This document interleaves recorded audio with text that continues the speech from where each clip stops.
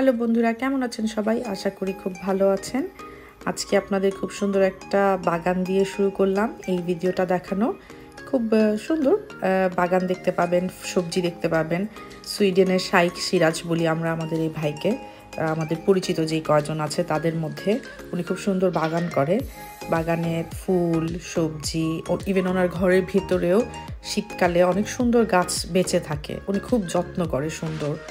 তো সবার বাসায় আসলে সুন্দর গাছ থাকে না, বিশেষ করে উইন্টারে গাছগুলো মরে যায়। অনেক যত্ন করতে হয়, আসলে ঠান্ডার দেশ তো। তো ওনার এই যে দেখেন বাগানটা পাথর সরিয়ে কি সুন্দর করে উনি এটা করেছেন। এই সামার এই প্রথম এটা। ওই যে একটা মিষ্টি কুমড়াও দেখতে পাচ্ছি।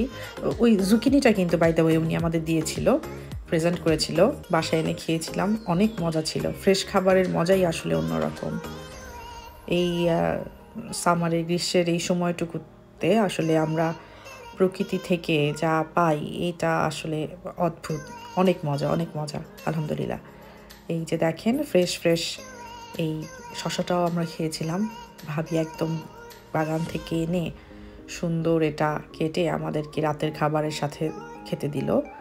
অনেক মজা লেগেছে। এটাই মানে খেয়ে মন প্রাণ ভরে যায়। সাথে ছিল ইলিশ ভাজা, করলা ভাজি, সবজি আর হাঁসের মাংস ছিল বাইরের চুলায় রান্না করা।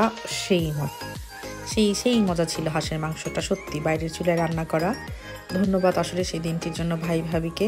বন্ধুরা, আপনারাও ভালো থাকবেন। Bye bye.